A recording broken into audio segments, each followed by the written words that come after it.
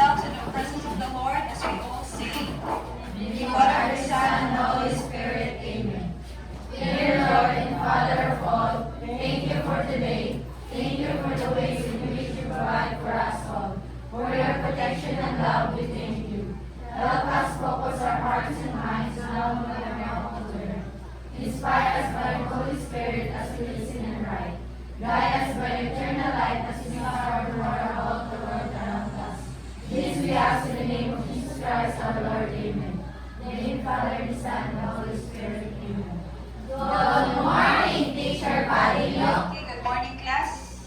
Okay, before you take your seats, kindly arrange your chairs and pick up some pieces of paper. Okay, thank you. Okay, you now take your seats. Hey, good morning once again, my dear students. Good morning. Okay, how are you today? Good morning. Okay, have you eaten your breakfast? Yes. Okay, very good. So, I'm glad that all of you are doing well, lively, and healthy. So, before we move along to our lesson this morning, so let's first have warm-up activity. So, this activity is entitled Rate the Movie. So I have here a directions of the activity. So first, everyone please read.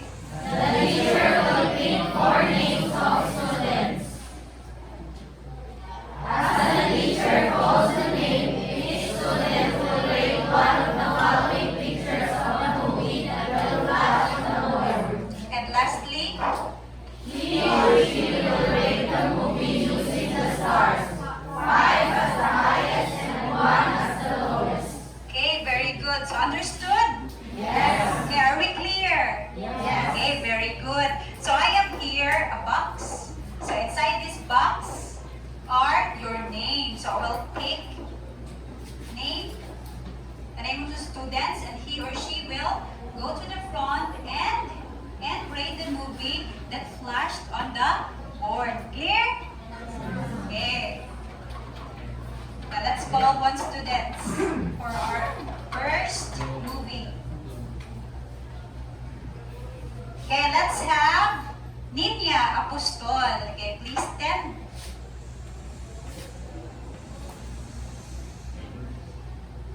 Okay, our first movie is... Moana. Okay, have you watched this movie? Yes. Okay, very good. So let's hear Ninya. I rate the movie 4 stars because she's the perfect example of female empowerment. Okay, very good. So let's give a round of applause to Ninya. Okay, give me 1. Give me 2. Give me 3. Okay, very good. Okay, so I forgot that Ninya will be at the front. Okay, so next time, so the second students will go to the front and pick a stars. Okay, for his rating. Okay, next. Okay, so let's have Miriam Boniel. Okay, kindly go to the front, Dai.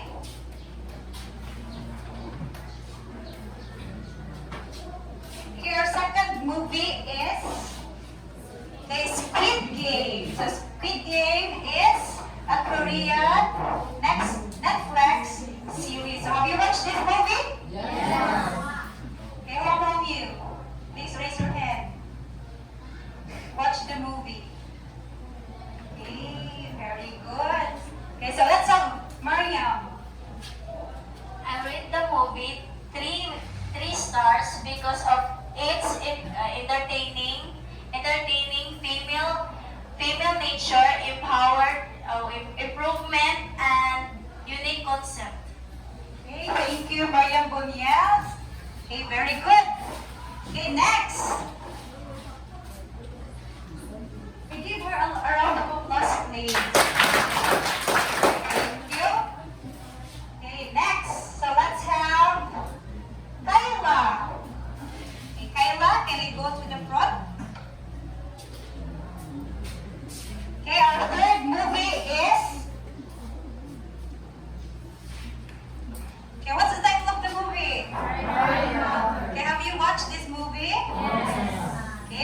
good. So this is a classical one, the famous one. So Harry Potter was released in the year 2001. So let's have Kyla to rate the movie. I rate the movie 5 stars because of its complex theme, such as death, love, and family. And especially, I love the characters. Okay, thank you, Kyla. Give it 3. Give it 2. Give it 1. Okay, thank you. Okay, so last but not the least, okay. Are you nervous? A little bit. Okay, last but not the least is, hey, Edelina Alquizar. Okay, our last movie is, okay, the classic one. Again, the famous Romeo and Juliet. Okay, so last quarter, oops, okay, last quarter we have watched this movie, right? So it's very tragic. Okay, let's have Edelina. I rate the movie 5 stars because its storyline clear in its affirmation the power of love over hate. So it's 5 stars for me. Okay, thank you, Edelina. Okay, so nice try. So give him 3. Give him 2. Give him 1. Okay, thank you, students, for your participation. Okay, so it really means a lot to me. Okay, well done. Okay, so before we proceed to our discussion or lesson proper, so let's have read a story entitled The Necklace. Okay, so this story is written by Henry Rene Albert de Maupassant. Again, can you say it again?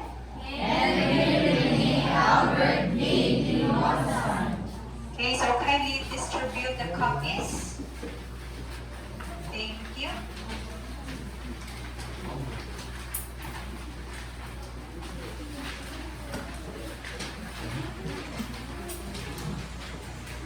Okay, so these are the names of the characters of the story. So, Monsieur Loisel is the husband. Matilda Loisel or Matilde Loisel, not Matilda ha, Matilde Loisel, and Madame Forestier, not Forrester. Okay, are we clear? Okay, let's have Nina to first read the first paragraph.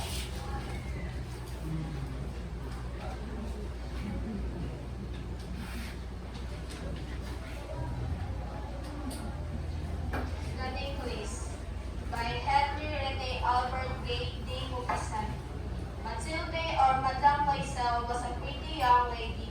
Though born to a family of clerks, she believed herself entitled to a life of luxury, knowing she had no chance of bettering her situation. Matilde married a clerk in the office of the Board of Education.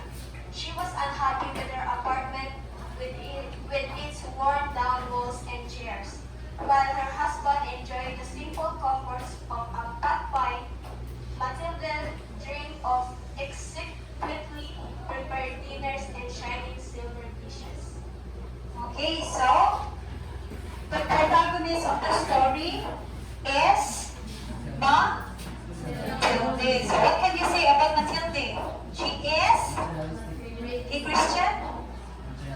Okay, please stand. Okay, so Matilde is a materialistic person. Okay, one day,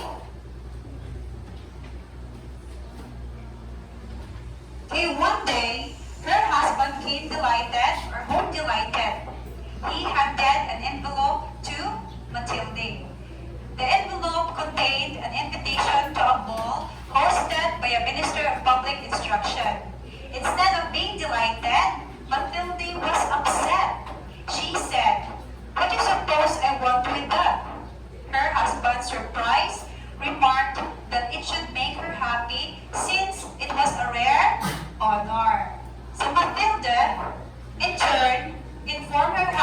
that she had no suitable dress for the occasion. Okay, so what is the problem of Matilde? Anyone? What is the problem? Okay, Martin. We don't have a dress for the ball. Okay, very good. So she don't have a dress for the ball. So that is the problem of Matilde. Okay, can we read the third paragraph, Fatima?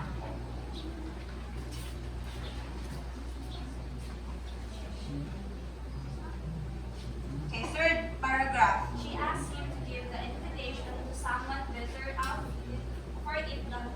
Her husband consolingly asked her to buy a new dress, though he had been saving money for a new gown. He gives that amount to his wife to buy a new dress. As the day of the ball approached, mature Louiselle noticed that his wife was upset even though her dress was ready. Upon asking, she replied that she had no jewel to wear with her dress. Okay, so what did her husband solve the problem of Matilde? Okay, so he gave his savings to buy a dress. So, okay, after that, okay, Matilde also have another problem. So Matilde has many problem issues in life. So what is another problem? Okay, Christian? Okay, so she didn't have a jewelry to wear. Okay, so her husband told Matilde to ask her friend, Madame Forrester, to lend one of her jewels to her. So, Matilde Louiselle visited Madame Forrester the next day to ask for jewels. Okay, so her husband suggested that Matilde will lend a jewel to her friend, whose name is? Okay, Madame Forrester. Okay, so Madame Forrester graciously opened her jewel box and asked her to choose. So Matilde tried a few jewels but wasn't happy with either of them. So Madame Forrester produced another case of jewels for Matilde to try out. Okay, so this is Madame Forrester.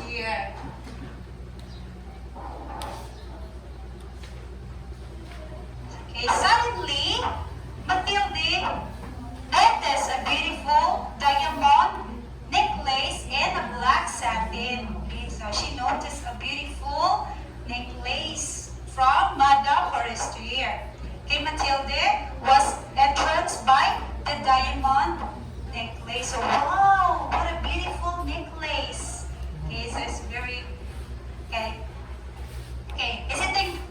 hesitatingly, he or she asked Madame Forrester whether she could borrow the necklace. So Madame Forrester agreed and Matilde went home with the necklace happily. Okay, so the problem of Matilde was solved.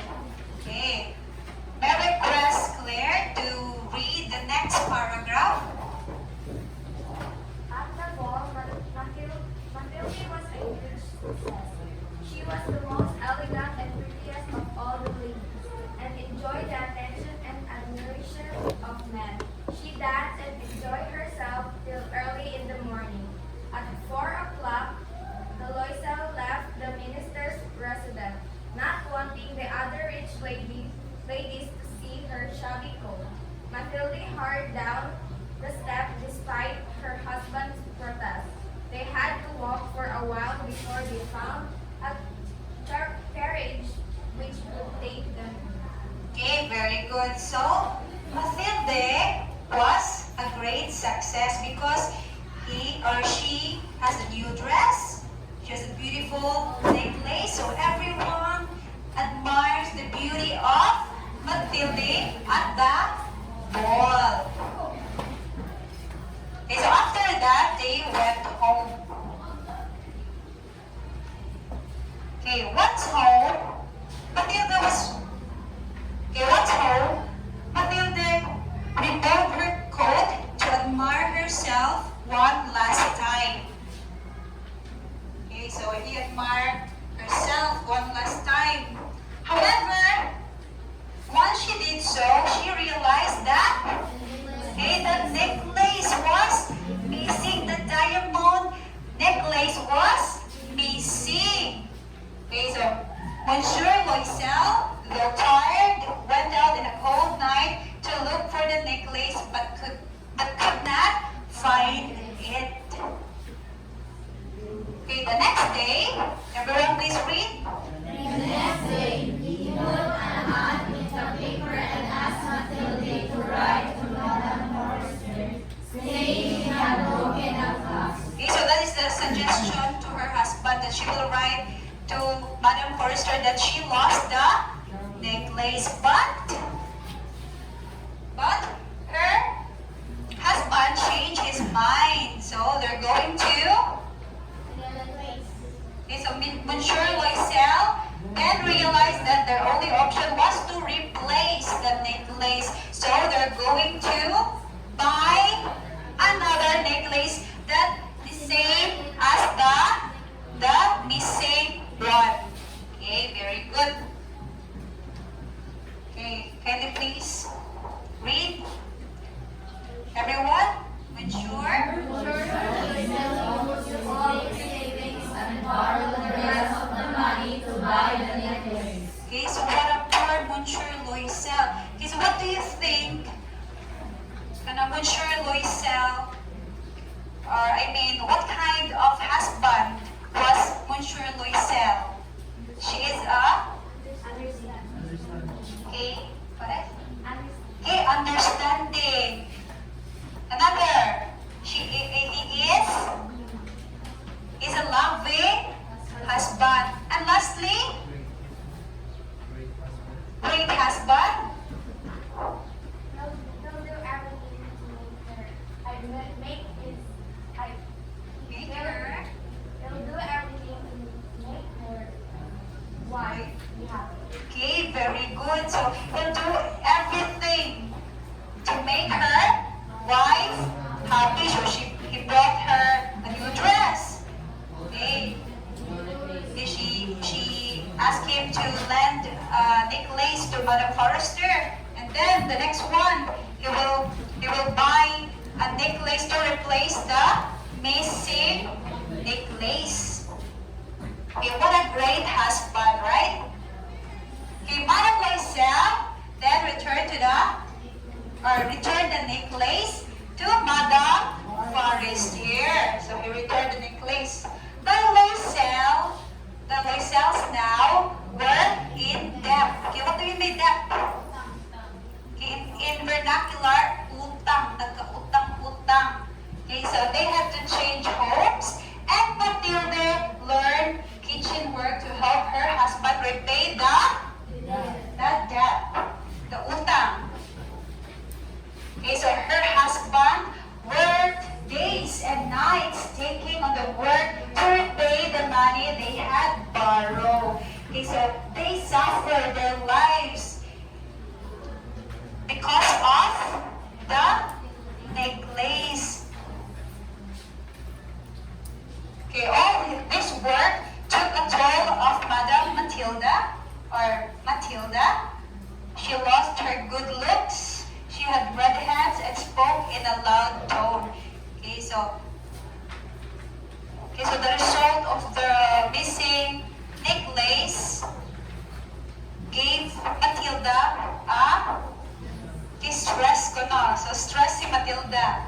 Okay, she lost her good looks. Okay, she no longer had for daydreaming, but sometimes she would sit and remember the night of the ball.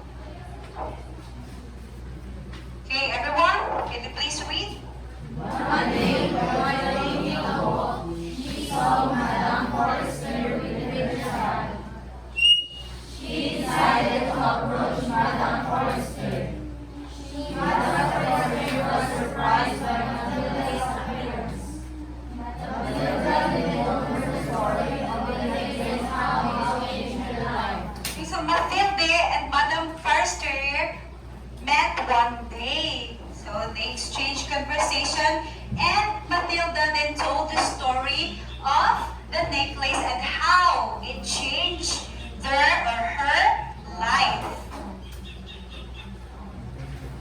And hearing this,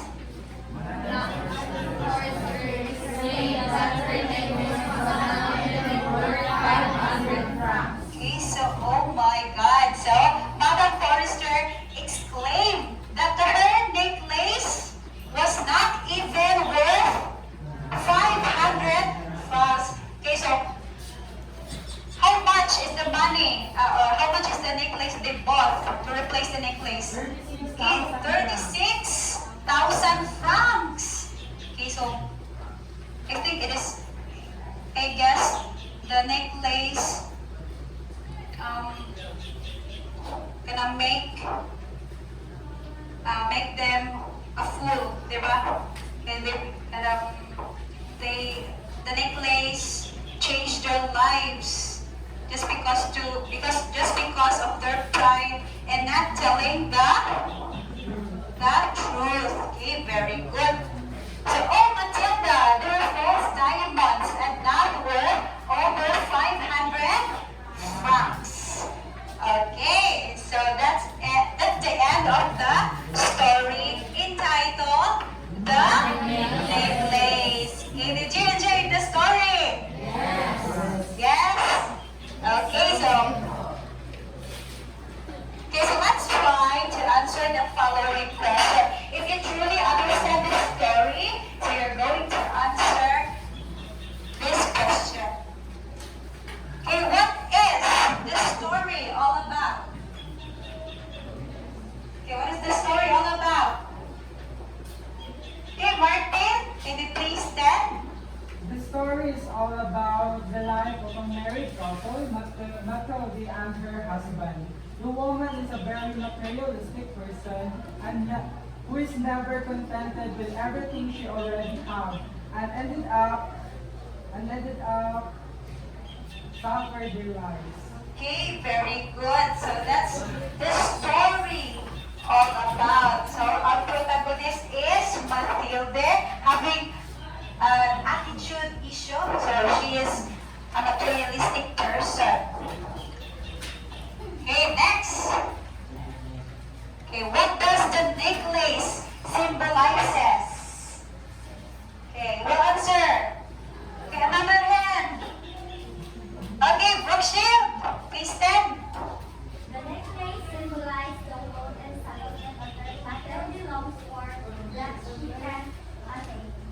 Okay, very good. So the necklace symbolizes the status or the wealth that Matilde cannot attain because Matilde is only in the lower class of the society. So she is not rich.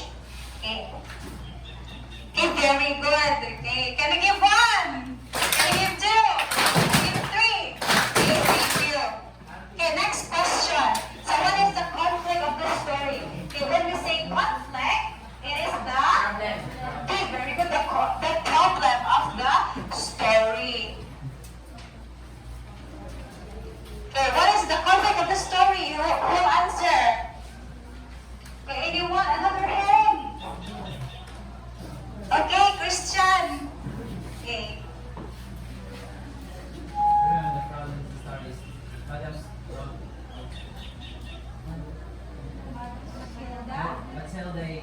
Matilda Loisel is not satisfied in her life and she wants more.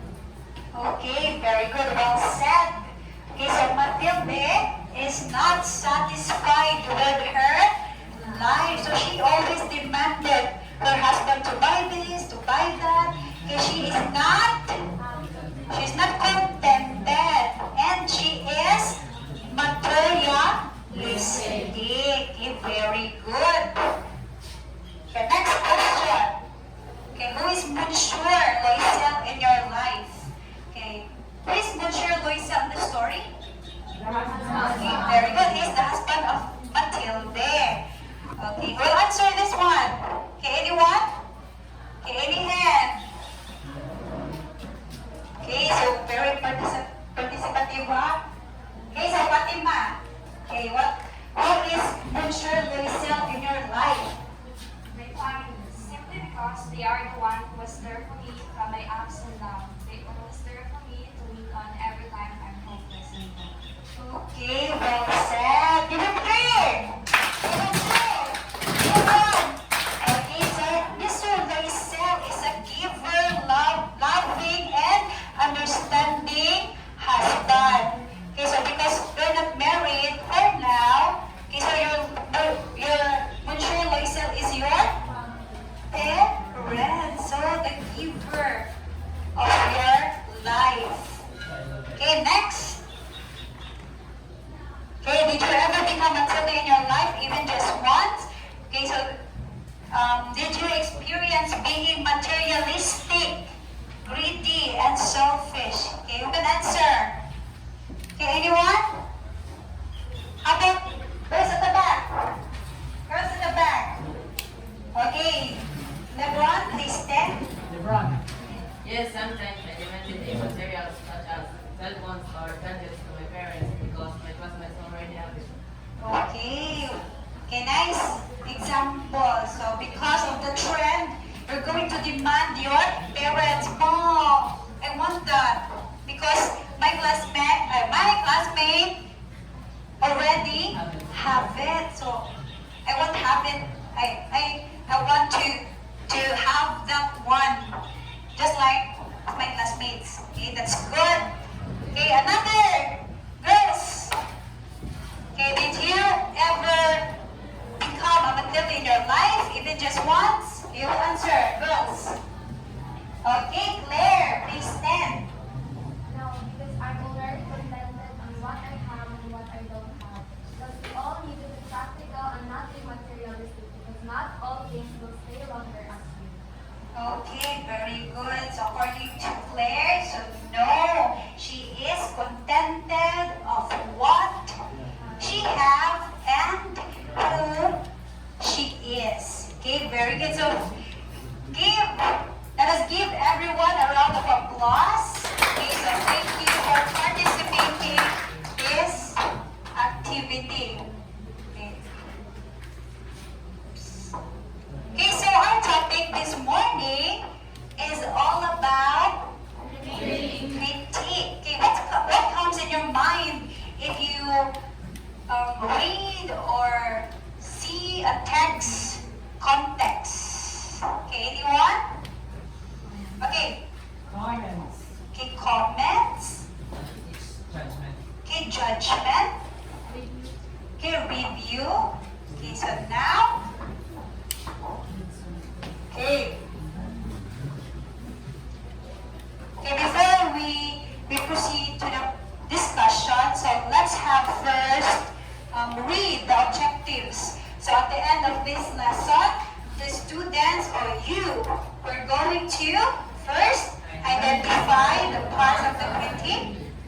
Evaluate sample critiques about literary works, appreciate the beauty of literature, and be honest with ourselves and one another. Okay, very good. So that's our objective. So when we say objective, it is these are all our goal in achieving the lesson. Okay, are we clear? Yes.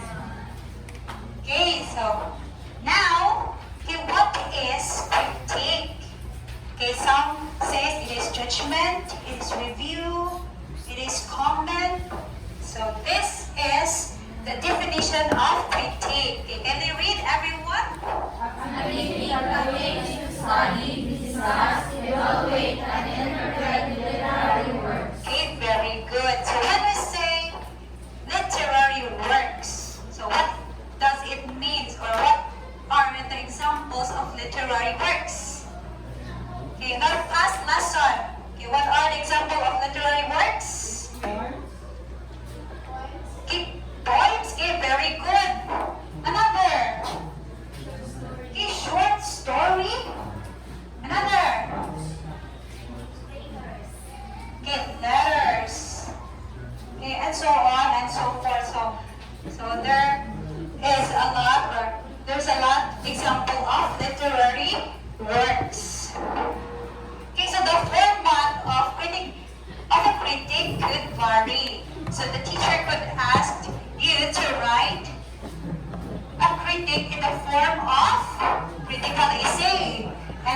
call evaluating a literary piece or a review. But our lesson this morning is focused on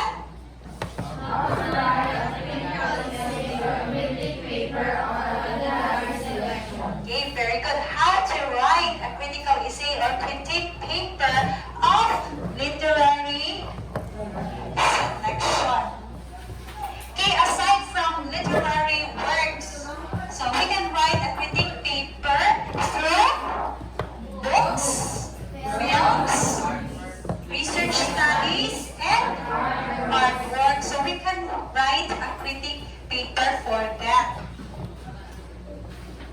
Okay, next. So why do we need to critique a literary work? Okay, anyone? Okay, Martin. We need to write a why do we need to critique a literary work? So that we can identify what is the context or text all about. Okay, very good. So nice try. So we can know the concept of a text or a selection. Okay, this is the answer. So first, to know the overall value. So example, you're reading a book or a story, then you're going to write a critique paper and share to other fellow readers if the story is, or if the story has a good context, a good concept, it teaches us moral lesson, and it is worth reading. So this is the reason why we need to critique a literary work, to know its overall value. Okay, next, so determine okay, strengths and weaknesses. So in Matilde, so in the necklace, what is the strength of the story? What is the strength? Okay, critique time. Power Power of love. of love. Power of love. Trust. Okay, what is the strength? So example, it teaches us how to become an a contented person. So that is the strength of the selection. How about the weakness? The weakness of the selection in Matilde. So we're going to connect the story in this part. So the weakness is the character, behavior, especially to Matilde. So because she is a materialistic person. So although the term critique has negative connotation, you can still appraise the beauty and strong point. So if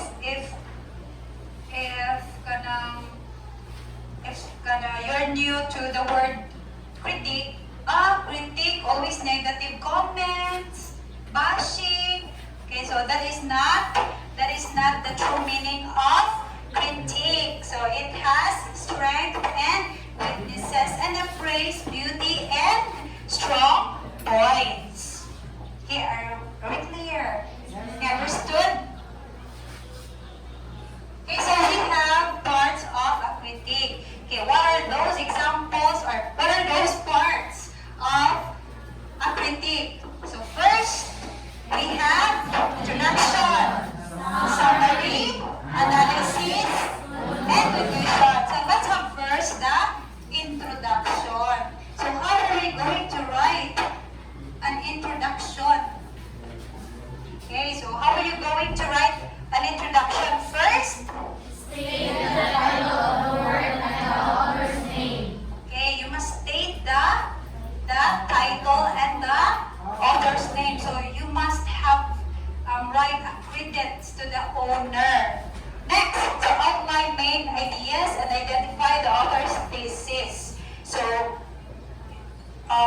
main ideas is you're going to write what's the story all about, what is the poem means, okay, and identify the author's thesis. What do you mean by author's thesis? So it is the Objective. okay, what is the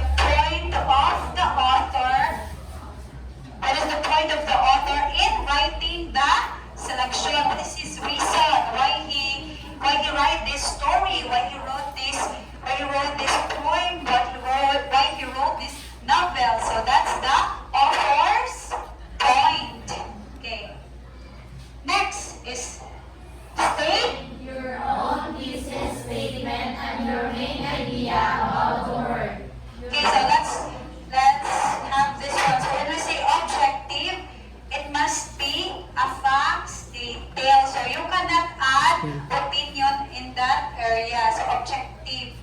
So the facts. Next is you're going to state your statement or thesis statement and main idea about the work. Okay, your own conclusion about the work. For example, conclusion about the story. So this, okay, you will write this one here. After this part. Okay, so this is considered as subjective. So when I say subjective, you can add your own opinion about the selection. Very good. Okay, so what is the purpose? What is the purpose of the story? Okay, what's the aim of the selection? Okay, understood? Okay, very good. So that is for introduction. Next. Okay, so by the way, this is the sample critique of the story that it plays. So this is the introduction. Okay, we have here the author, the title, then the author's thesis or the point of the author, and then your statement. The subjective part. This is the objective part, this is the subjective part. Okay. Understood? Okay. Next is the summary. So how are you going to write the summary? First, Summarize the text in your own words and defend to the flow of the story. Do not copy from another source. okay, so you're going to summarize the story, but remember, do not copy from another source, and it must depend to the flow of the story. So in summary, what elements of the story does it have? Okay, very good. Plot. We have what's the first part of the plot? What's the first part of the plot? Uy. What's the first part of the plot? Huh? How about the conflict part? Okay, climax. How about the ending? Okay, denouement. Okay, so that is the plot. In summary, it must have a plot. Then this part is considered as objective. So when we say objective again, it is not. Okay, it is not influenced by your personal feeling and opinions in considering and presenting facts. Okay, objective, not influence. So all the details must write in the summary. Understood? Any question? Give me one. Give me one. Give me two. Give me three. Okay, very good. So let's proceed. Okay, this is the example of summary. It has plot on it. Okay, next part of a critique is analysis. Okay, so how are you going to write an analysis? First, state what you like and do not like about the text. Next, Interpret and evaluate the text based on how the text is organized, the style and rhetoric, how effective the message is, whether or not the author did justice to the message, how the text appealed to its target audience. okay, very good. So who is our target audience? The readers. Okay, very good. So this is the analysis. You're going to state what you like, what you don't like about the story or the selection, and interpret and evaluate the text based on this following. Okay, understood? Okay, so this is the example of analysis part.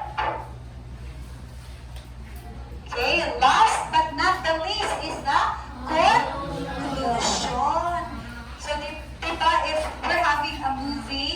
a movie marathon. So I ask you to write a reflection paper, right? Okay, so that is the example of conclusion. So in conclusion, you're going to restate your thesis in new words, summarize your main ideas if possible with new and stronger words, and include a call to action. So your main idea is stable, but you're going to use new and stronger words. So you're going to restate that one. Okay, understood? Okay, so this part is considered as subjective. Again, what is subjective? It is how you compose your thoughts and understanding about the selection. Okay, so it depends how you compose your thoughts and understanding about the selection. Okay, so you can add your personal feeling, yes, your thoughts about the movie or about the story or about the poems, okay, and so on and so forth. Okay, so this is the example of conclusion. So let's read it. Though it is a very short piece, it is a rich example of a morality tale that encourages readers to appreciate what's truly valuable in their lives and to approach mistakes with honesty and humility. The story ends in a very ironical poem. The falsehood of the English lays bare the truth about the falsity of social work. Just like the false diamonds, anything that looks precious is valued in that society. The universality of its literary piece lies in the fact that it applies to any society where people have to hide behind walls and commodities in order to assert respect. In this story, King Maupassant established his beliefs not only as a storyteller, but also as a social critic. Okay, very good. So that is the conclusion to the story, The Necklace. Okay, remember, so last one. So avoid introducing your ideas by stating I think or in my opinion. So let's let's not include that in our critique paper. Okay, guys, keep focused on the subject of your analysis. So, are you ready to compose a critique paper? Yes. Yes? No? Maybe? Okay, so end of the lesson. Okay, so let's have first, before we have our activity, our individual activity, so let's have a quick review. Okay, what is critique? What is critique? Okay, Kessler, please stand. Critique or critical analysis is a technique that aims to study, discuss, evaluate, and interpret literary works. Okay, very good. Thank you. Give him a round of applause, please. Okay, so what are those examples of literary works I have here? Okay, poems? Short stories? Novels? Okay, very good. Okay, aside from literary works, what else can we write a critique paper? Okay, books? Artworks? Films? Okay, research? Works. Okay, very good. Okay, so why do we need to critique a literary work? So we have two answers. Okay, why do we need to critique a literary work? So, in order to okay, very good to know its overall value and to determine the strengths and weaknesses of the selection. Okay, what are the parts of a critique? Give me one. Introduction. Analysis. Okay, it must be in order. So introduction, summary, analysis, and conclusion.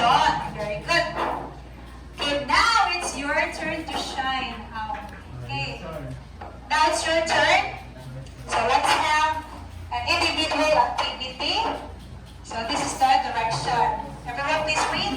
Bring a sample critique from the short story Drunken Days and answer the question that follows. Write your answer on a separate one-fourth sheet of paper. Okay, so kindly prepare 1/4 sheet of paper for our individual activity. Okay, so please distribute the copies. So in your copy, you have your, I have the critique paper of the story, The Necklace, and the following guided questions. Kindly distribute, please. Okay, thank you. So I will give you 5 minutes to answer the questions.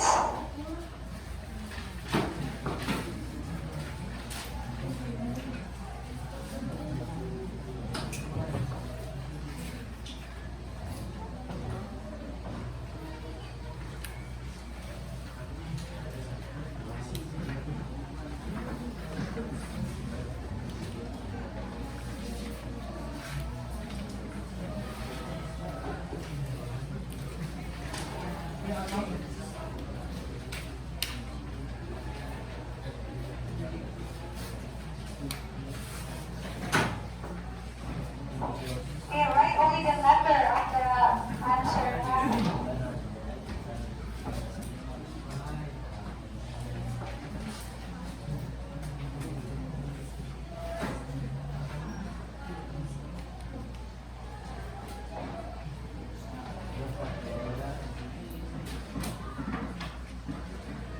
Okay, are you done? Okay, so let's check your papers. Kindly exchange with your partners. Okay, exchange and write corrected by. Okay, thank you. Okay, so let's check number 1. Okay, everyone please read. Okay, genre. Okay, under what genre is critic? Is a critic material. Okay, what's your answer? Okay, so we have different genres here. So fiction, fantasy, non-fiction, drama. So the correct answer is D, fiction. Okay, please check. Okay, number 2, what is the overall assessment of the critic about the material? What is the overall? Okay, here's the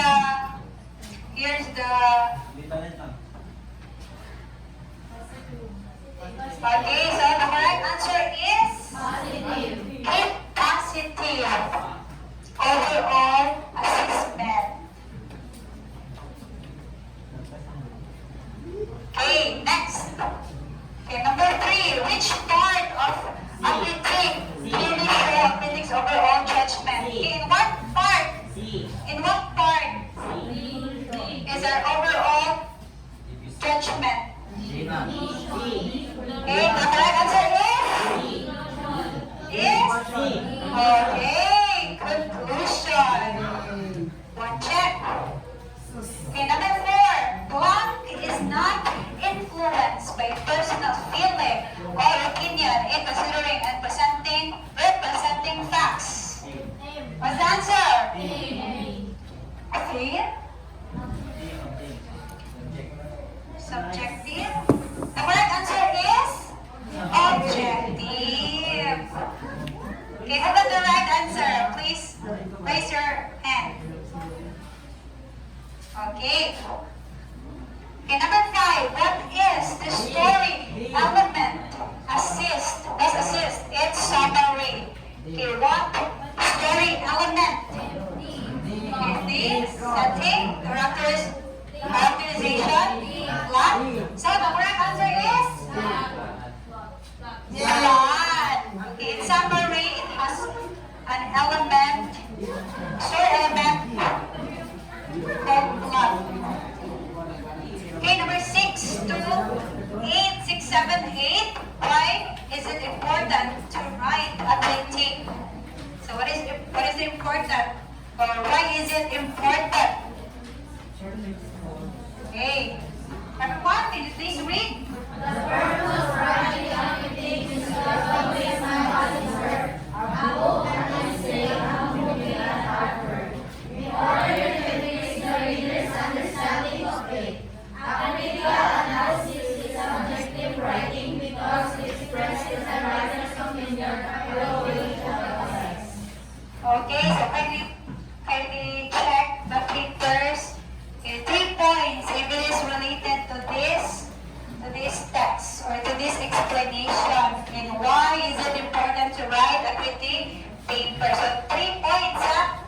Okay, next, so 9 and 10. So what is the lesson you have learned from the story The Necklace? So give me one lesson.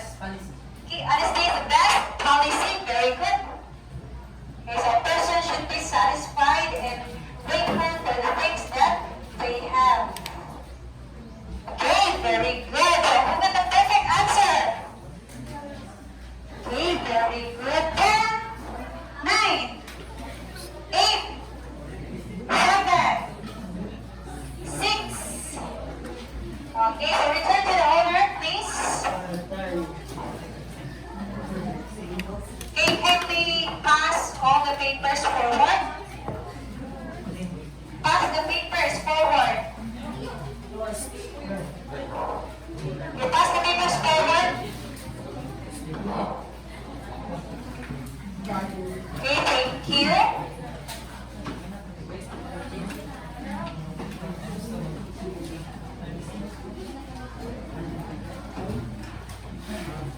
Okay, so let's have another activity. But this time we're going to answer in group. Okay. Okay, group activity. So the class will be divided into 6 groups. So each group will complete the acoustic verb critique by writing points they have learned about the topic. So write in complete sentence for each letter. Okay, understood? Okay, so the first and the last have been given as examples. So this is the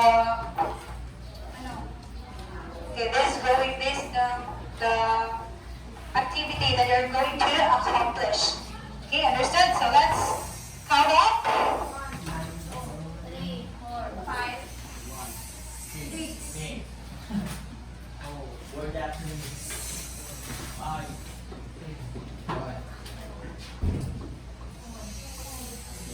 1,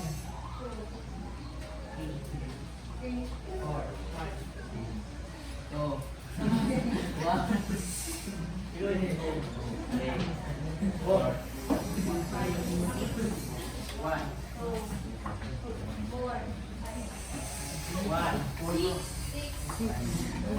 Okay, so group 1, can you please stand? Group 1, please stand. Double time. Group 1. Group 1. Okay, so your leader is Ninia Apostol. Okay, group 2, please stand. 2. Group 2. Okay, so your leader is Cesar Cruz. Okay, group 3. Please stand. Okay, so your leader is Mariam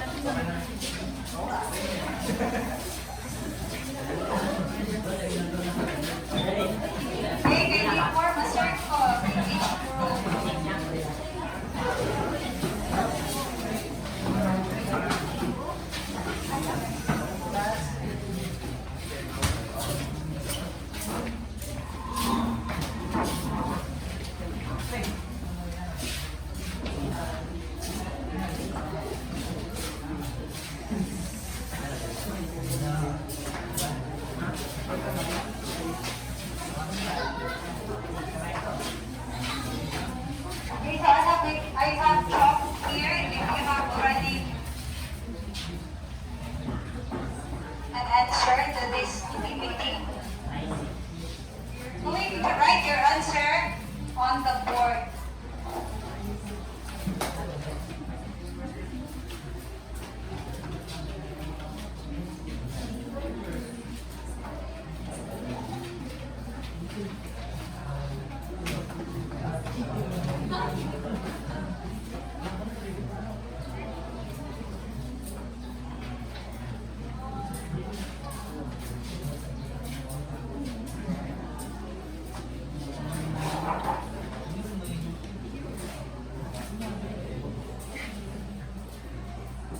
Okay, leaders, can you prepare one card and write the names of your group members, please?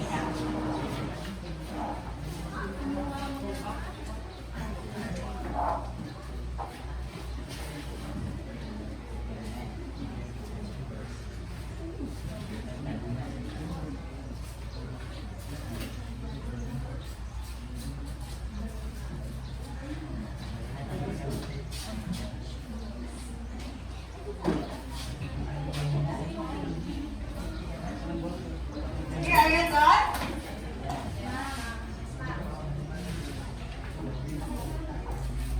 Okay, so you can write your answers here.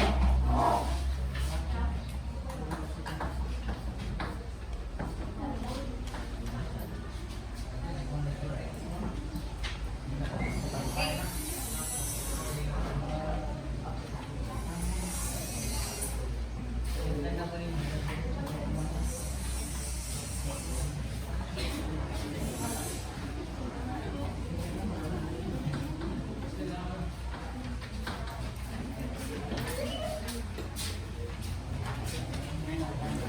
Okay, after writing your answer, so the leader will present the output of each group. Yes.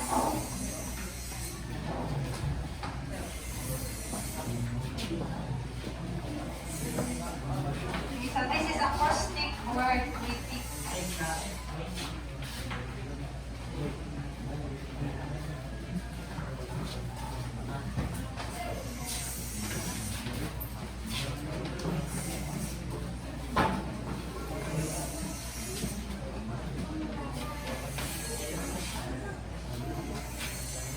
Okay, then I have the 1/4 of each group.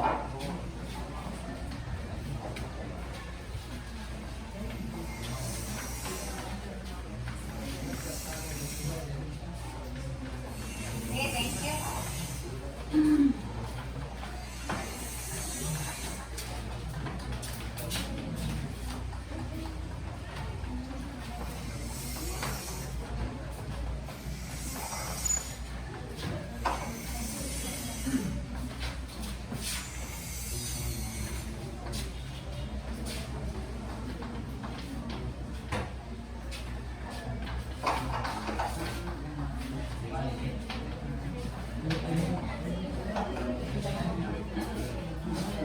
Okay, the letter C and E is already provided.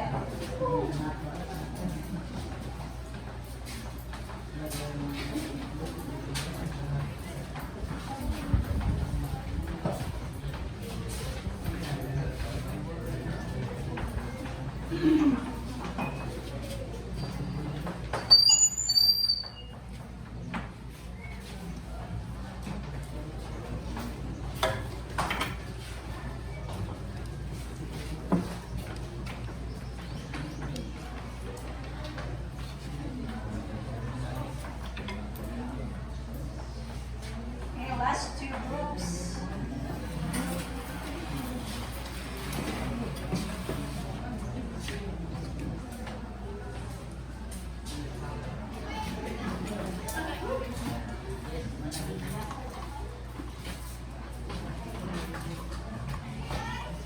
Okay, last one groups. Let's wait.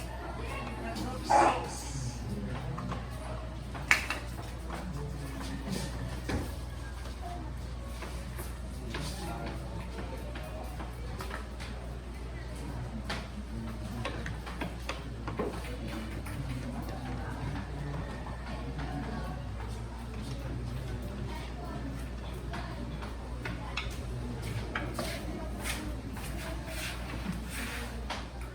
Okay, very good. So kindly go to your proper seats.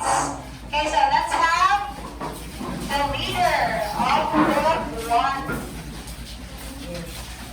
The presenter of